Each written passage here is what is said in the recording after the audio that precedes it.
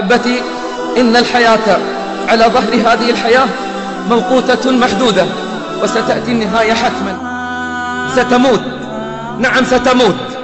إنها الحقيقة التي نهرب منها دائما، إنها الحقيقة التي يسقط عندها جبروت المتجبرين وعناد الملحدين وطغيان البغاة المتألهين.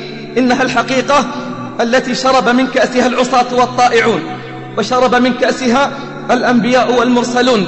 قال الله: وما جعلنا لبشر من قبلك الخلد أفإن مت فهم الخالدون. كل باك سيبكى، وكل ناع سينعى، وكل مذخور سيفنى، وكل مذكور سينسى.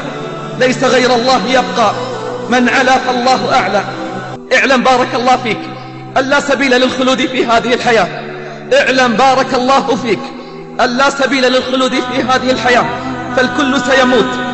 ليت شعري بعد الموت أين تذهب، رحم الله من اعتبر وتأهب. ليت شعري بعد الموت أين تذهب، رحم الله من اعتبر وتأهب.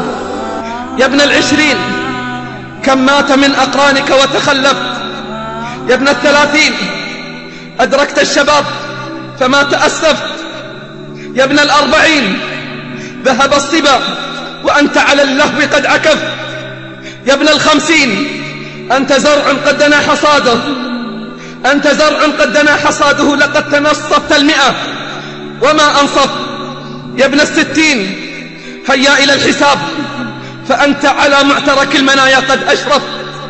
يا ابن السبعين ماذا قدمت وماذا أخرت، يا ابن الثمانين لا عذر لك فقد أعذرت.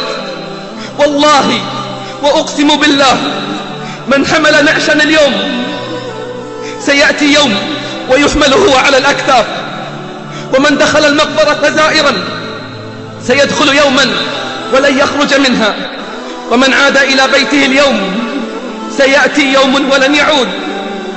تفكروا أحبتي وتيقنوا، تفكروا أحبتي وتيقنوا أن الموت حق لا بد منه.